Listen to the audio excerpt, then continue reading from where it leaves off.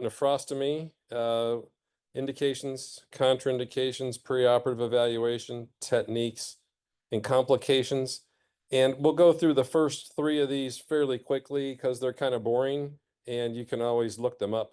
I like to spend most of my time in this lecture about techniques. And I'm in the private world, and so, we're all about doing things efficiently and trying to stay out of trouble. So we're going to spend some time here going over maybe some little tricks that I've learned over the years. So quickly, indications. We need to drain a system that cannot adequately drain itself. This guy's got no problems draining. Unfortunately, our patient population does. And we should always keep in mind that the first choice for draining the renal collecting system should always be from below, going transurethral. So we should never jump into a percutaneous intervention until we are convinced or have been told by our urologist that they just can't get in. Some other indications might be to provide access for future interventions such as stone removal or management of a ureteral stricture. And lastly, an indication might be for diagnosis. We may need a better look at what's going on in the nephrostogram. But even then, as I already discussed, the first choice for a nephrostogram and ureterogram should be from below with transurethral. So what are some contraindications? They're mostly related to coagulation. And coagulation problems can happen due to medications, or we can see some abnormality in their lab values. The United States Society of Interventional Radiology categorizes nephrostomy as a high-risk procedure. Some contraindications would be coagulopathy that cannot be corrected. Hypertension. Somewhere, there's a gray zone here, a systolic somewhere between 140, certainly nothing over 180, and diastolics 90 to 100 are acceptable, but not over. Potassium levels greater than 7. I've just learned the hard way at our hospital today here that anesthesia, who is required to help us out, requires the potassium to be even lower than that. Another contraindication could be if the system's not dilated. Then we're going to need to be convinced that there's going to be some other ancillary benefit to this procedure that we have not yet been privileged to before we got started. And sometimes the system is too dilated, such as in this picture here. And then we have to ask ourselves, what benefit are we providing this patient? This kidney has obviously been obstructed for a very, very long time. There's minimal functioning renal tissue left. So what do we gain by doing it, assuming that there's no pain or infection or other symptoms? Preoperative evaluation, we have to make sure that they can have sedation. So they obviously can't eat overnight. Here's some guidelines for labs. Again, potassium below 7, hemoglobin greater than 7, preferably greater than 8, platelets greater than 50,000, INR less than 1.5, and PTT ratio divided by what's normal at your hospital, also less than 1.5. Anticoagulation medications that would need to be withheld. This is the laundry list that you can find online, easy enough. The SIR provides this, so we won't go into detail there. Some medicines need to be withheld longer than others. But again, this is a high-risk bleeding procedure. Antibiotics. We follow the SIR guidelines, which I just listed over here for high-risk and low-risk patients. And there is a school of thought that believes for a low-risk patient, you really don't need antibiotics, that this is a clean procedure. The antibiotics do include penicillin and cephalosporins, and when there's allergies, we resort to vancomycin, clindamycin, with or without gentamicin. Other things to consider pre-op, we may be giving contrast IV, so we want to know what the renal function is before we do that, and we want to know if if the patient has a severe contrast allergy. So we're already into the meat of things here where we start to really have fun with this talk. We're going to talk about techniques. And for me, they fall into 3 categories. The fellows here have already heard me preach this, and they're probably already sick of it just after me talking having been here for 4 days in Uganda, that the first thing you want to do is stay out of trouble. Again, I'm out there in the private world, and not that anybody wants to have a complication, but they're less forgivable in the private world. As I've told people here, if you have one unhappy patient, they're going to tell 20 others. If you have a happy patient, they're only going to tell one other. So we want to make our patients happy as we can. We want to have a roadmap about what we're going to do. So we're setting ourselves up for success throughout the procedure. We don't want to do things that are going to make our own lives miserable. In other words, we don't want to be living with regrets and like trying to drive a car that only goes in reverse. And then we want to set ourselves and our future self up for success. And what I mean by our future selves is if we are planning, or if our surgical colleagues are planning to do a subsequent procedure, our job is to make our life and or their lives as easy as possible, such as the main one is treating stone disease. After we obtain access, these patients are going to be turned over to the urologists to remove the stone. We want to give the urologist the best possible chance of success and the least misery for his procedure as well. So he's not thinking about this over here either. And he's going to be swearing at us for giving him the car that only goes in reverse. Ureteral dilatation would be another subsequent intervention, and double J stent placement, some examples. How do we stay out of trouble?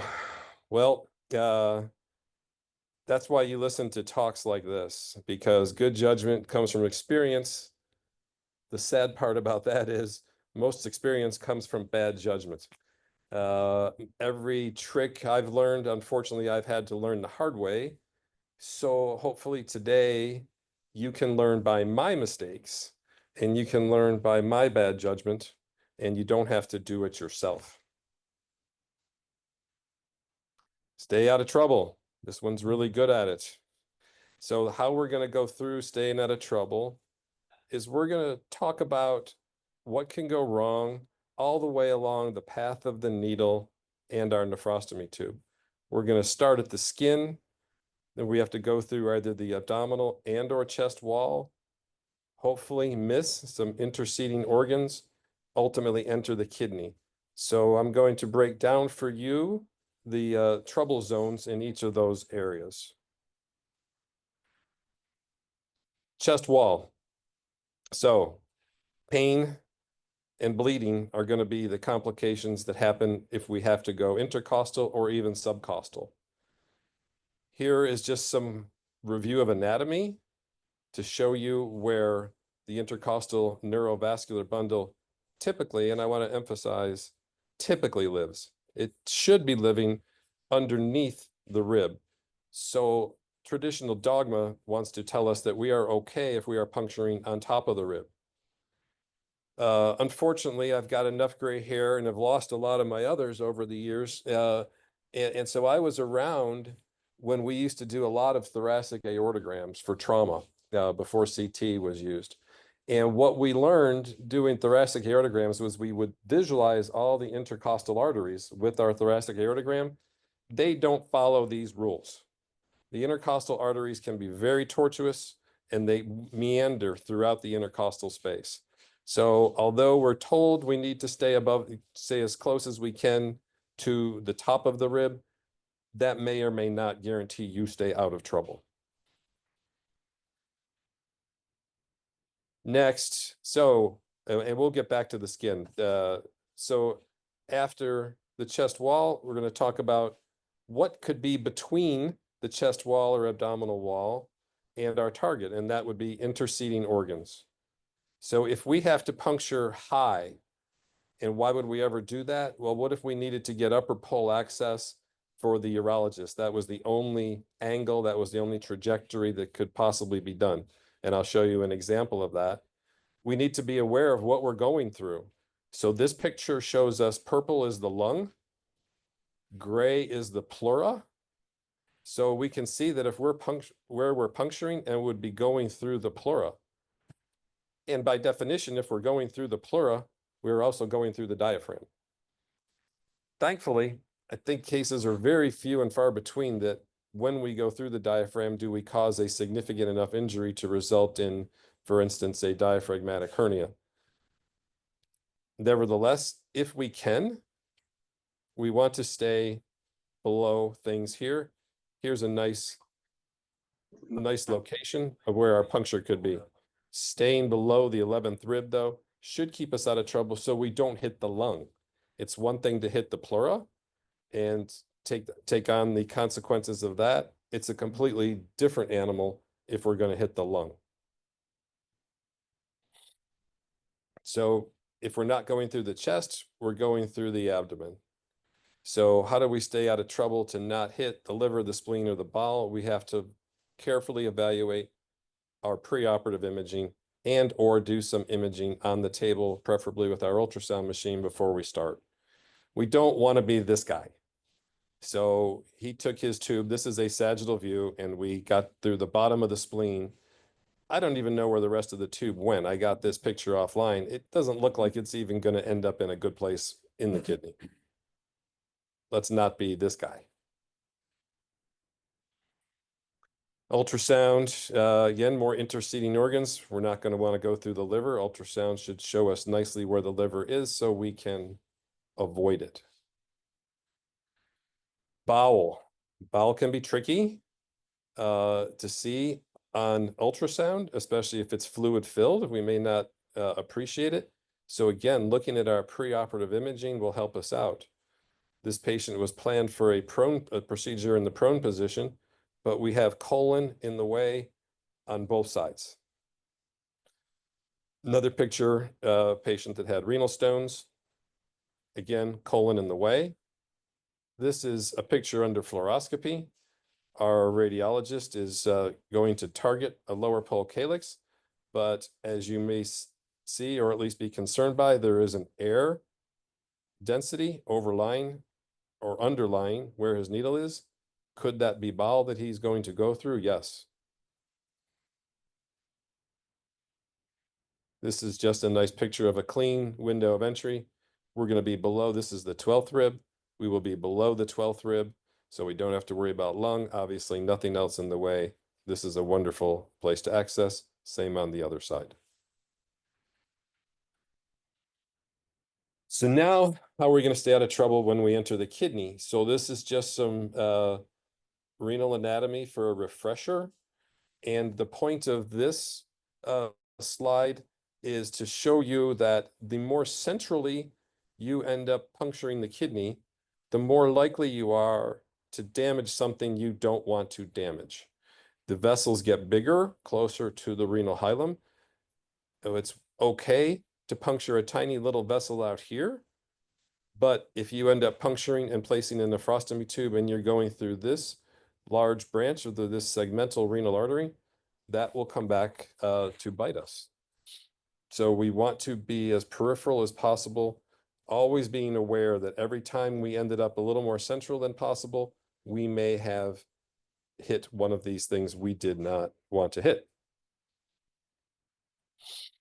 So this kidney, or excuse me, this picture shows us, again, some of the same things as the past, but it's also showing us the trajectory that we want to have our needle and our puncture go along. And that is along the plane of the infundibulum of the posterior calyx. That way, we're coming in here, we're missing all the big vessels, we're puncturing nice and peripherally into the calyx, and this trajectory is going to, we'll see in some future slides, this type of trajectory is going to do what I already said. It's going to set us up for success. Now, when we're making these punctures, we have to remember that we are always working in 3 dimensions, but only seeing things in 2 dimensions.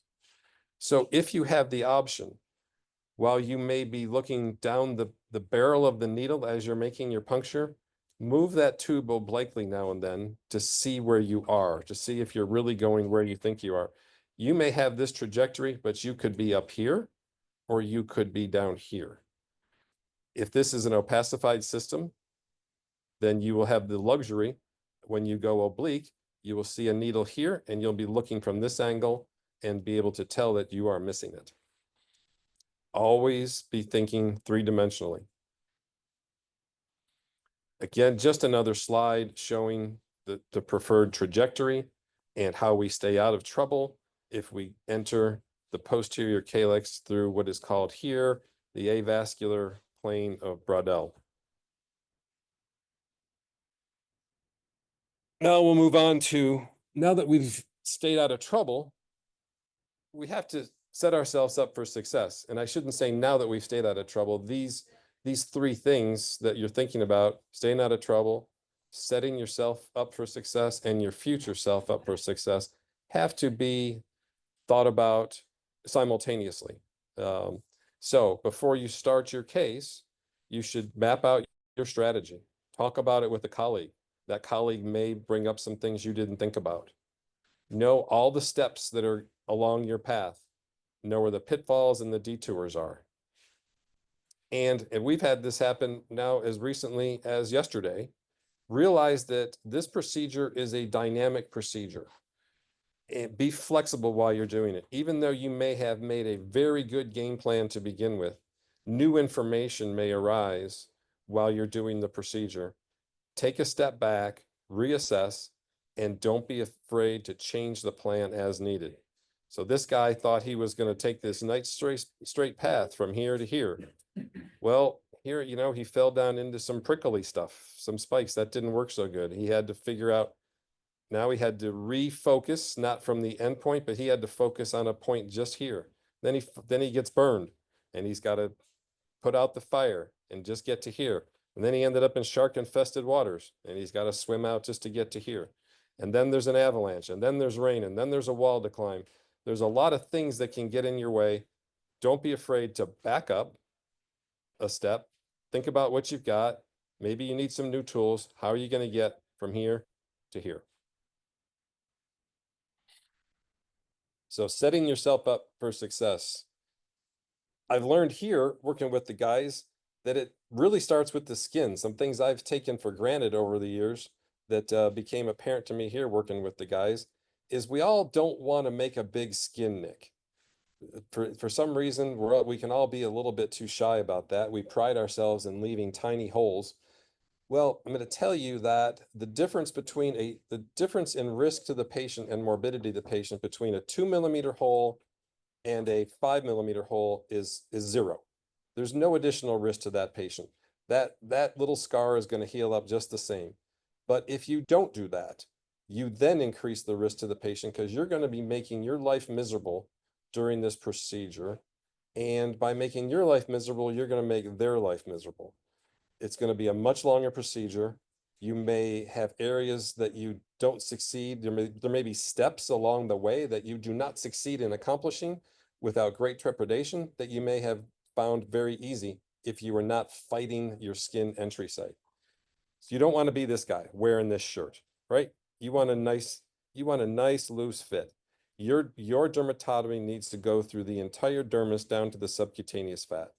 Your quote unquote hole should be about 5 millimeters deep. You should be able to wiggle a very small forceps within it, just like you are stirring a ladle in a pot of soup.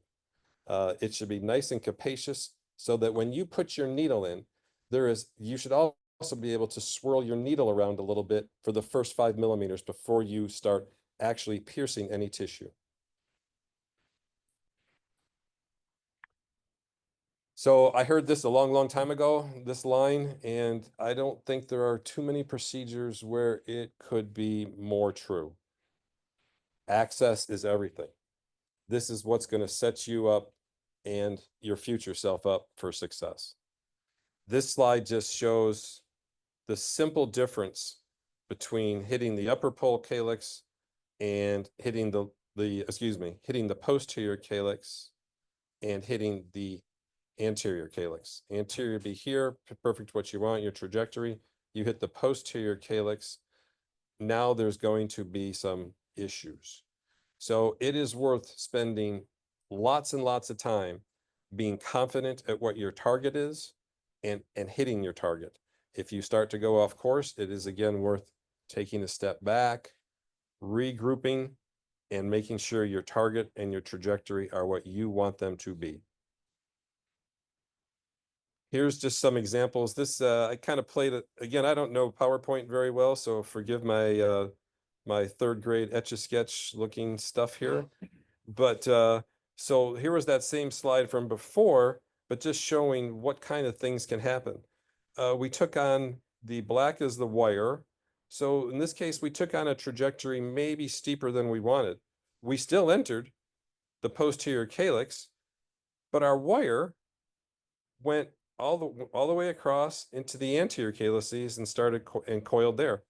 We still thought we had a pretty good entry site, so we slid our, I have it in red here, we put our transition catheter, our catheter right over that, and we pushed a little too far, not thinking we did. And now we're kind of in this situation where we just keep coiling up the wire, keep coiling up the wire, keep coiling up the wire, and we're not sure what's going on. Well, and my professor, Dr. Fisher, who from Baylor College of Medicine, who is one of my heroes and mentors, he said this to me in my training over 30 years ago. He's still alive today, kicking and screaming. We still talk. He always said, you are going to achieve some of your greatest gains by pulling back, whether it be pulling back the wire or pulling back the catheter. Our gut instinct as interventionalists is always to go forward, move forward, move forward. Well, if you're in this situation, moving forward, you're just going to hit a dead end and get frustrated and cause a lot of damage. So if you're already realizing you're in trouble here, don't beat your head against a wall, right? It's the Chinese proverb. I mean, the definition of insanity is doing the same thing over and over again and expecting a different result. So if you're ready to give up here, slowly start retracting your catheter. Every step that you retract, give another try with the guide wire, give another try. Eventually, in this case, you would get to here and your guide wire would go exactly where you wanted it to go, and life would be really good. So here, another similar situation. This time you did not push the catheter in too far. You entered the posterior calyx a little bit off center, a little bit too steep of a trajectory. You put your catheter in, your catheter's in a great spot, but even though your catheter tip is good, your wire just wants to go down and coil in here. It wants to go down and coil in here. I think it kind of came to me the other night in bed after I knew I was having a hard time explaining to the team here in Uganda how to think about this. And I guess the way to think about it is we're about to enter a 3-story house, and we're going to enter that house from the roof. So we're going to jump through the roof into the 3rd floor. The posterior calyces are the 3rd floor. This is the 2nd floor where the renal pelvis is. This is the 1st floor. If we happen to jump through and just fall right down the stairwell, we're going to end up in the 1st floor. And there's no way to know that ahead of time. So this wire went from the 3rd floor, past the 2nd floor, all the way down to the 1st floor. And it's just coiling down there and coiling down there and coiling down there. Well, depending on your confidence level and depending on the wire type, sometimes a little buckle in the wire, sometimes a little extra push, assuming you're not getting into trouble down here by pushing too hard, will cause the wire to do this.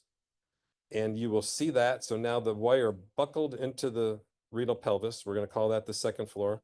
Now you can advance your catheter to here, pull back your wire, and life is good. Another example. So this time, our trajectory again wasn't that bad. We punctured the posterior calyx, but we kept going. It was maybe we used ultrasound and the tip of the needle wasn't perfectly in the plane of imaging. So we didn't appreciate that we went through the other wall. We kind of kept pushing. We ended up down in here. So now we've gone through posterior calyx, parenchyma, and now we're in the anterior calyx. Well, this is going to coil up, coil up, coil up. So we've already learned that, well, maybe we need to back up. Well, we back up, and now it's an even a worse situation. Now that wire doesn't really even want to come out of the tip of the catheter. We can back up a little more, and then we might get lucky and get the trajectory we want. I just show this slide and these couple slides as a few of the multiple scenarios that can happen, because the only way to know something is to be looking for it. And if you're not aware of what could be happening while you're doing the procedure, you're just going to be perplexed. You're just going to look at the screen and wonder what's going on. Be aware of every pitfall, every detour, every snake that can bite you. So this is just a picture still setting ourselves up for success of, I guess, what we will call the two-stick method. If one of these sticks that we made here that went into the calyces, if we could not accomplish what we wanted to accomplish, let's go back to this one. Let's say this wire never buckles, but we pull the wire out, we inject a little contrast, now we get a beautiful nephrostogram. Well, we can use that nephrostogram as the map for our second puncture. I will tell you in my practice personally, ultrasound's great when it works, and we'll talk about that. But sometimes I'm working on a minimally dilated system or a very obese patient, and ultrasound's not so great for me.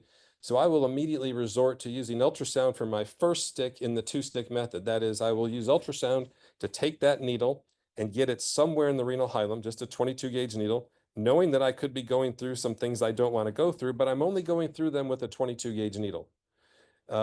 There's an axiom, I don't know if it's true, that you can pretty much take a 22 gauge needle with impunity in the viscera. There's probably some exceptions to that, but in general, you're going to not be in trouble using a 22 gauge needle. So I will get my 22 gauge needle somewhere in there. I may have punctured right into the renal pelvis. I will make a nephrostogram with both contrast and air. That will give me a target. In this case, it would be air in the posterior calyx. And then I take my true access needle, I line myself up, and I get in, I advance my wire, and catheter. And again, this two-stick method could be accidental or intentional. You could have every intention of doing this in one stick, but for some reason, you just can't make that one stick work except to inject contrast and air, so use it. Don't abandon it. If you can use it, and go to the two-stick method. Again, underscoring what I said to you, that this is a dynamic process. Things are going to change every step of the way in this procedure. Don't be afraid to change course, keeping your eye on the ball the whole time. Now, this is about setting future you up for success. So I just show a quick example here of a double J stent. Not sure what people's practices are. In my practice, if we have to do the nephrostomy, we're also in charge of placing the double J stent. So I would not want to have accessed way down here in the lower pole calyx if I knew I was going to place a double J, because all my subsequent interventions are going to be with a U-turn. That U-turn, yes, will straighten out with some stiff guide wires, but why do it? If I can go here in a mid-pole calyx, my life is going to be much easier when I have to do this procedure. Stone treatment. In some practices, this is very, very common. In my practice, it is. We work very well with our urologists, and we do a lot of these for them. Every single one, I mean, I've been doing it for a long time, but every single case, I talk to the urologist first, we go over the images, and I am assured that I am going to give him what he wants. Doesn't matter what I want, because I'm not in charge of the follow-up procedure. I'm giving him what he wants. In this case, and they almost always want an access that either gets them right on top of the stone or a mid-pole calyx, because their scopes, their instruments are very, very rigid. We're not doing them a service if the stone is here at the UPJ and we give them lower pole access. Now they have a rigid scope going vertically. They have to try to torque the whole kidney 90 degrees with their scope so they can get over here into the upper ureter and renal pelvis. Not doing them any favors.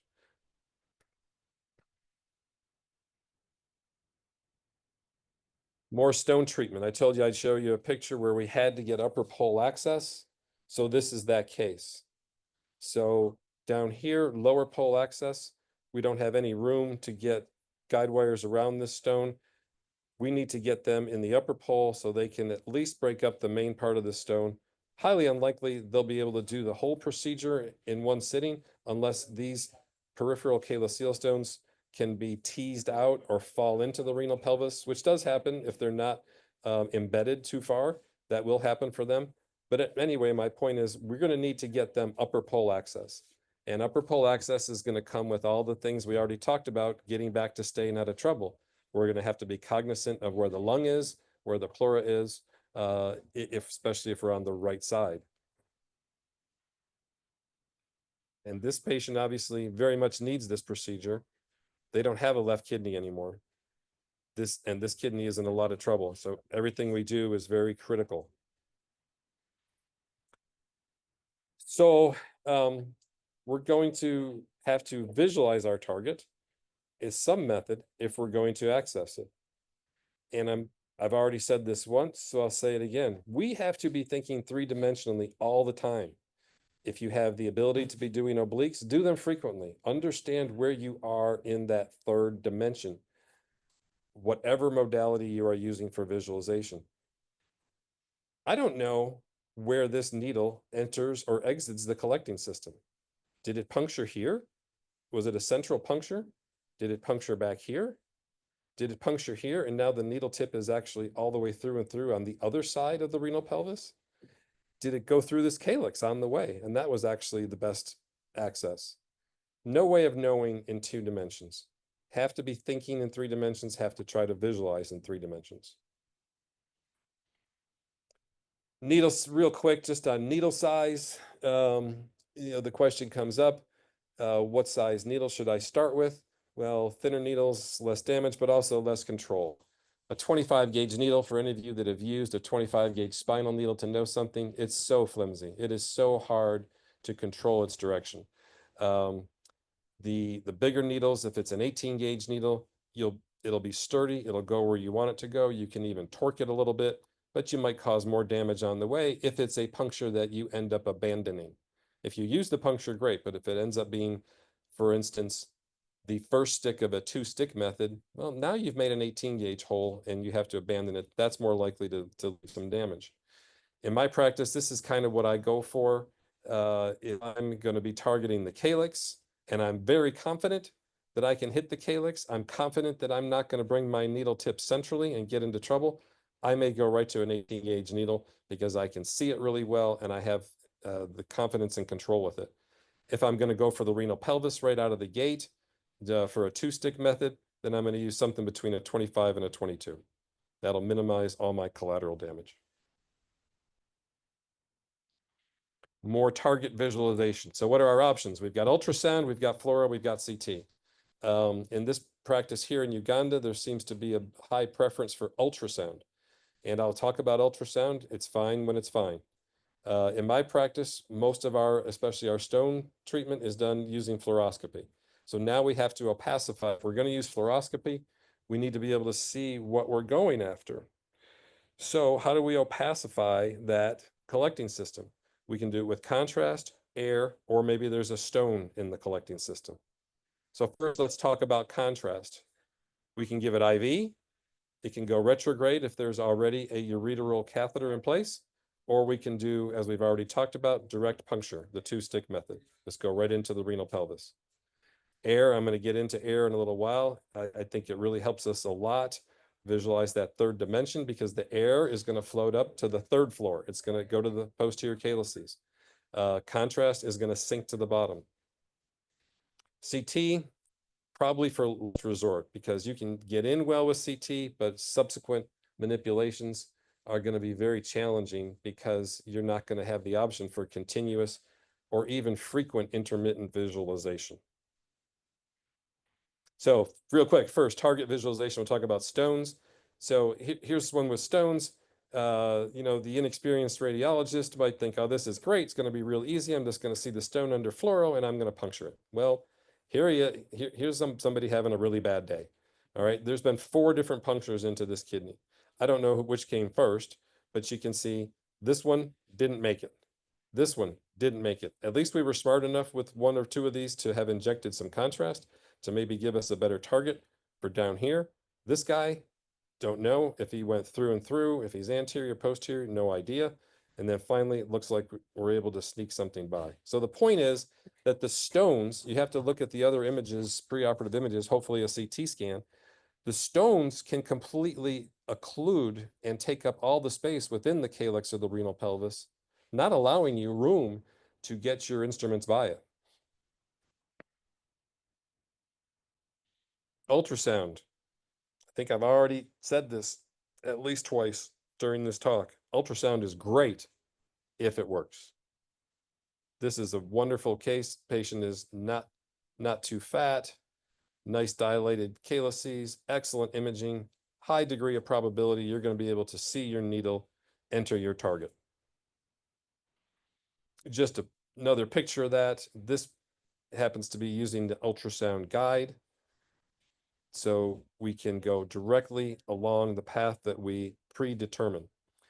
Unfortunately, as you all know, most of us don't have this arrangement with the guide, and we end up, it's a whole different discussion. If we have time at the end, we'll get into. We end up having to decide if we want to do our freehand puncture in the longitudinal or the transverse plane with the ultrasound probe. The team here seems to prefer the longitudinal approach. I would just encourage everybody to learn both, to practice with both, because there are going to be scenarios where you have to use one or the other and you don't have the luxury of choosing. So it behooves you to get familiar with both. My preference is without a question going transverse. And again, if there's time at the end of this or questions, we can talk about it at the end. So if you're using ultrasound, how are we going to stay out of trouble? Remember, that is our first and foremost goal. So we're going to have to be thinking all along that maybe we punctured more centrally than we thought. We wanted this calyx here. Maybe we are more central than we thought we were. Maybe the needle actually fell during the course of visualization. The tip of the needle is actually out of the plane of imaging. We think we're seeing the tip, but the real tip is actually far distal to that. Again, that's operator and patient dependent, how well we can see things. But if you use ultrasound, you absolutely have to confirm where you punctured. Okay, so here, hey, we thought we were bad. Well, guess what? We injected a little contrast. This is a wonderful puncture. The tip of we entered this calyx somewhere, again, this is only 2 dimensions, but we know we entered this calyx somewhere between here and here. We inject contrast, we see what we're doing. We are now very confident that this, what we thought was a central puncture, was not. It's wonderful. If we really had accessed centrally, we would have used that puncture as the first of a 2-stick method. We could have opacified the system, then punctured under fluoro, but we don't have to. It was a perfect stick. And I think that was probably Joseph that did that. So again, ultrasound. Where did we puncture in this case? Our target, to me, this was not a great ultrasound case. This is one I wouldn't try more than 2 or 3 times. We don't have as good a visualization as we want for whatever reason. This was the target calyx. Here's our needle after we puncture. Now, I'm not sure where this needle went in. Did it hit the calyx back here and we just happen to have advanced it too far and the needle tip is here, even though we accessed the collecting system in a really good place? For whatever reason, this radiologist accepted this and advanced his wire and did the rest of his case. But remember, he's running the risk of his access into the collecting system could be very central. It could be right here. It could be perfect, but it could be right here. The 3rd dimension, an oblique image, would have helped him tremendously. Or her, sorry. So the needed contrast for target visualization. IV, retrograde, antegrade, and air. So just to tell you, here's, if we want to see, we do want to see the posterior calyces, excuse me, because those are typically going to be our target. IV contrast will show them to you because they're going to be, IV contrast is going to be excreted through the calyces and into the collecting system, not pushed back. If it's retrograde through a ureteral catheter or antegrade through the first of our 2-stick method, the posterior calyces will not be opacified. So the 3rd floor will be invisible. And the 3rd floor is where we want to enter. We will not see the 3rd floor with the 2-stick method using IV contrast only, but air will save the day. So this is a great case. It's just a day or 2 old. So our stick, we got in and we opacified. And we see all these down here. We were having all kinds of trouble with this wire. This is actually not in the ureter, not going where we want. we didn't know what was going on. Back out the wire, inject air. So all this here, these are all air-filled calyces. Now we know that these air-filled calyces are a target. We are in that's the third floor. As it turns out, and we actually kind of did know this ahead of time, we entered this calyx. We entered a posterior calyx. What was happening? Why were we having trouble here? Well, the wire went from the third floor right down the stairwell, bypassed the second floor, went into the first floor, and, or excuse me, not, and was just bunching up here into the calyces. We needed to get into the second floor, which in this case meant coming up. So more about target opacification. Again, this could be one of two scenarios here.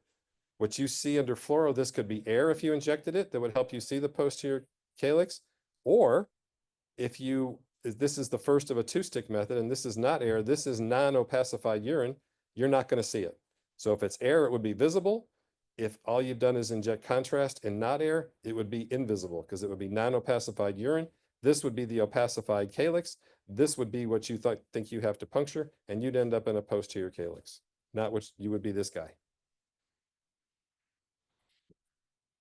So again, this is that prior example I just showed you, but here I have all 6 slides. We got in, wire coiled. We got in with ultrasound, wire coiled. What's going on? Well, we knew we had gross hydronephrosis, probably in a calyx. We were very confident under ultrasound that we were in a posterior calyx. So confident we did not inject contrast. So then we got a little bit, got the wire going in the right direction, still having a problem. Again, now we're having a problem, injected contrast. That's all in the first floor. That's all down in the anterior calyces. Injected a little more contrast, forced it up into the second floor. Here's our giant dilated ureter. Still having a hard time. I already showed you this slide. We know we accessed right here. But with this information, we knew where we needed to go.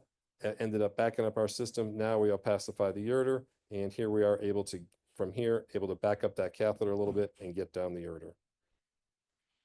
You've already seen this slide once, just worth showing again, the two-stick method.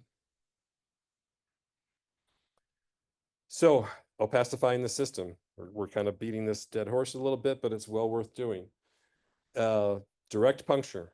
So I actually got this set of images out of a very old journal article, and it was about how to do it right. So he was all about saying that, well, we did the two-stick method, we went to opacify. So this was the needle that was used to opacify the collecting system, and this is the access needle. To me, this is exactly how to not do it right. This is how to do it wrong. So this needle is in, they injected some contrast. I don't see any contrast around the needle tip, number one. All this contrast that I do see, there's very little contrast. We know that contrast is going to follow gravity, and it's going to be in the anterior calyces. All the contrast is going to be on the first floor. We want to enter on the third floor. But what did this guy do? He said, oh, there's a nice target. And he was very happy with himself for not hitting the calyx, hitting the infundibulum of a anterior calyx. He's down here on the first floor. So he's gone all the way deep. He's going to be in one of those scenarios I showed you earlier with my Etch-a-Sketch diagrams, where that wire is going to coil up. And sure enough, what's happening? All it's doing is coiling up because it's going away from you. It's down there in the first floor. It can't get out. He struggled and he struggled. He probably pulled his needle back a little bit, ultimately got lucky and got his wire to do this. I don't even know where it's going over here. But my point is, this is exactly what not to do. All right, so now we get in. We're in, we got our wire in there. It's going in a beautiful place. It's nice and straight. And we're ready to get a couple of beers and toast. Say cheers to everybody. The hard part's over. Well, maybe. Certainly, we've succeeded in staying out of trouble, and we've now set ourselves up for success. Now, though, there's still some pretty deep ravines in front of us or next to us that we don't want to fall into. And one of my favorite lines here is, there's no such thing as an easy case until it's over. So even though everything may look beautiful, our wire's in, we still have to be very careful that we have solid wire purchase. Solid wire purchase. That means we're working over the stiff portion of the wire. In this case here, here's the stiff part of the wire, here's the floppy part. We need to be working over the stiff part. At this point, I'm kind of harping on the guys here who are incredibly radiation conscious, to their credit, that at some point in the procedure, all manipulations have to be done under continuous visualization, because at any time the wire can kink, redirect itself, or dislodge. And so this is not the time or place during the case to save a few Roentgens of radiation. You need to take small incremental steps, and you may even need to do what we already talked about. You may need to back up. So this case over here on the right, you can see the wire. We know we entered a posterior calyx. We got beautiful wire path all the way through. We could not get this is the 018 wire, our transition catheter, just that simple microstick catheter, coaxial catheter, would not go. It kept bending here when we tried to enter the calyx. This kidney must have been very scarred for reasons we don't understand. So now we got to back up. What's next? Well, we separate that transition catheter. We take the outer and the inner apart, because the inner is only about 3 French, and we see if we can at least pass the 3 French dilator, just to at least give us 1 incremental dilatation of the path over the wire. Well, that wouldn't go either. We had the same result, the same buckling here. So now what? Now we've got a wire in good place, nothing's going. Well, a 3 French catheter won't go over it. Well, let's carefully reintroduce the needle. Reintroducing the needle would need to be done over continuous fluoro, because it can immediately kink the wire and cause problems. You need to make sure that you are moving that needle smoothly over the wire. What it did go back in, we went back and forth with that needle a few times to kind of loosen up the channel, and then we went right up the channel with a 3 French dilator, then the 5 French outer transition catheter, past our other wire, and had a successful case. All right. Don't know what kind of international audience I've got right now, so I took a little risk with this slide, but I'm sure all of us can at least agree that with this guy in charge, we've got to worry about these. So this is yours truly, getting ready for Christmas. So complications, they're really too numerous to count, but anything can happen, from the skin entry all the way down to the renal pelvis. Bleeding, infection, dislodgement, poor non-function of the catheter. We're kind of nearing the end of the talk here, and I don't have a lot on complications, but just be thinking of it in that way. What along the entire path went wrong? Here, complications. So this patient had a nephrostomy, and it may have been a good nephrostomy. It may have had good access. Everything may have gone well, but they pulled out the nephrostomy tube. Maybe they were done with it. And what do we have? Well, we've got all this bleeding, all this perirenal hematoma, and everything here. Now, that raises one of my preachings.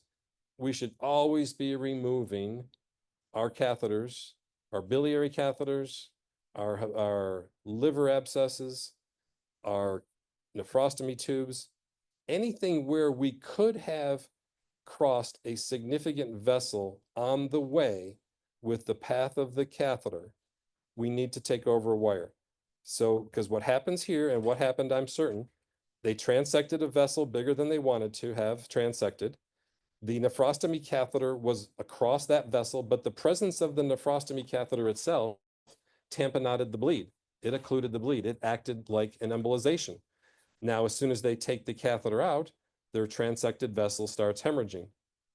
Had they had a wire, had they removed the catheter over a wire, and they had bleeding out the skin site or sudden pain from the patient, they could have just advanced the catheter right back in over that wire, taken a step back and a deep breath, and thought about what to do next, i.e. made a new plan, maybe go to imaging, but they would not be in panic mode. If you take the wire out, you no longer have access. Now you got this problem. This problem could be much worse than what this scan is showing. Patient could be crashing. Now you've got an emergency embolization that you have to do. So always remove your nephrostomy tubes over a wire. Quote unquote, stay out of trouble. Quote unquote, set yourself up for success. Dislodged catheter, that happens all the time. We got another case from today we'll show here in a moment. This one came out, unfortunately. It also probably transected a vessel larger than it wanted to have transected when it was introduced. So we don't have urine here around the kidney, we have blood. This is too dense to be urine. So we've got a lot of bleeding going on. So this is fresh off the press, today's case, with one slide mixed in. Patients come to us all the time. Oh, my catheter came out. You know, it's a Friday. It's Friday. It's 4:55 p.m. You're ready for Miller time.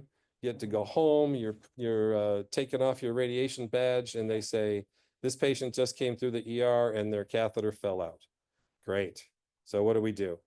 So if the skin is oozing urine, we're feeling good because we think we've still got a communication if we can see the site. So we put a little dilator in there, we inject some contrast, and we see this. And immediately we get discouraged and think, well, we've got to start all over again with a new nephrostomy. Well, I'm here to tell you, don't get discouraged by that picture, because in my experience, there's a 90% success rate of getting this catheter in the first 2 days of having it fall out. Even if it's an immature tract, if it's a mature tract, even longer than that. So our case today, we didn't do this picture. So this is from another adventure. But these other two are from our case. The catheter had come out. It had been out for about 2 days exactly. The patient's potassium was elevated. She was in a lot of pain, and she only had one kidney. So we had to take care of it. Now, we didn't have, at our institution, all sedation for these procedures has to be done by anesthesia. And anesthesia wasn't about to mess with this patient, we were told, because the potassium was elevated out of their comfort zone. So we kind of got our backs up against the wall. So I said, well, we're going to try. And by the way, I always try anyway. So you start with this picture, a lot of discouragement.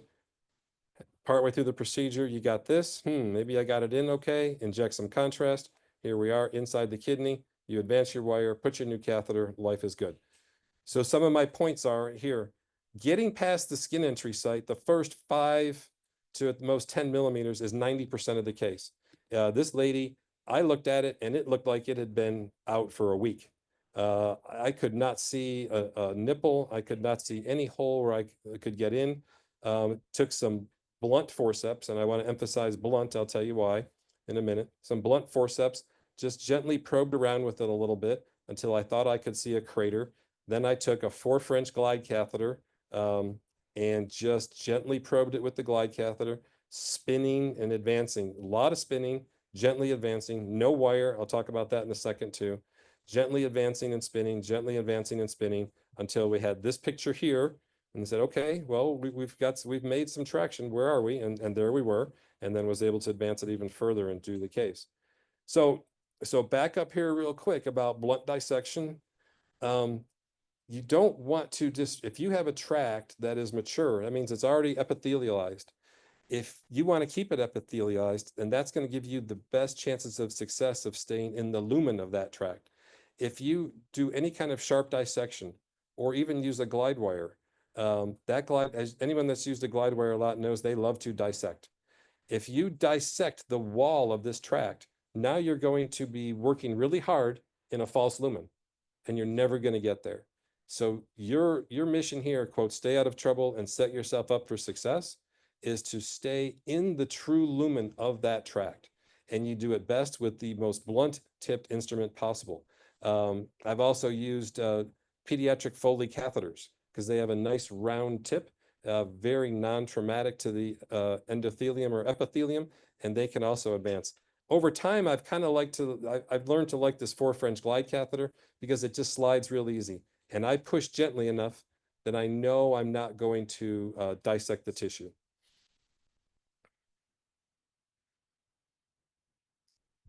The end. Thank you very much. I hope, I think we're on time here.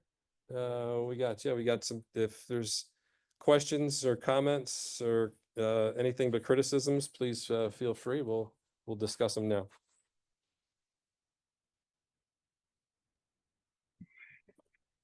Thank you so much, Dr. Mark, for the presentation. So anyone with a question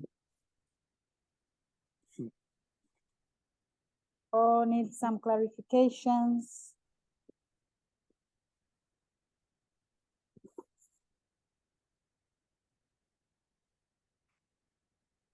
I'm here. So I believe everyone has understood the topic. Dr. So Sam thank you here. so much, and we've learned a lot. I think we have a For question some here. of us, when we are told to remove a tube, maybe an abscess tube, we will just cut the picture and remove the tube. So a very big note to take today, always remove a catheter over the wire. So I believe every one of us has grasped and will take that into account. Thank you so much, Dr. Mark. We might have a question here. Is there still time? Yes, thank you so much. Again, that removing a catheter over the wire, I think that is something we have not been doing. Initially, I thought, did you mean during the procedure or even when the patients come back and like you want to remove? We've been thinking A if year you- later, a year later, a month later, 2 years later, anytime you take that catheter out, you have to remember that the fact that it was there may have been plugging the hole. Okay. And it could be a wide open hole even a year later. We've seen it. Okay. My second question was, I think in exams, we noted that the commonest complication procedure was pneumothorax. I'm not sure. I would think the way we are doing by using ultrasound, is it really Did I say, still the commonest? did I say it was common? No. Oh, okay. Not you, not you. It was during our exams that I got to learn that that's the most common complication. And I wondered, I thought we usually see the kid in well, but is it true that normally people just go through the pleural dung? Is that the commonest procedure complication? I've been doing this 30 years. I can count on probably 2 fingers the number of pneumothoraces I've seen. So I don't know about that pneumothorax complication. Pleural effusion, maybe, if we transgress the pleura. Now we've irritated the pleura. We could get urine in the pleural space. If it's a pyonephrosis, that could set up for an empyema. Those things can happen. If it's a pneumothorax, then one of 2 things. You either hit the pleura only and you introduced air during your procedure, and that should be self-limiting, not a problem. Or you've also hit the lung, so you better do some imaging. So if the pneumothorax is there and it doesn't go away or gets larger, you've hit the lung, and now you have to deal with a lung injury. Again, I don't know that to be common. Maybe I'm speechless. I don't know, it was during the exam and I did not put it, but then I found that that was the answer. So I've been really wondering whether it's real.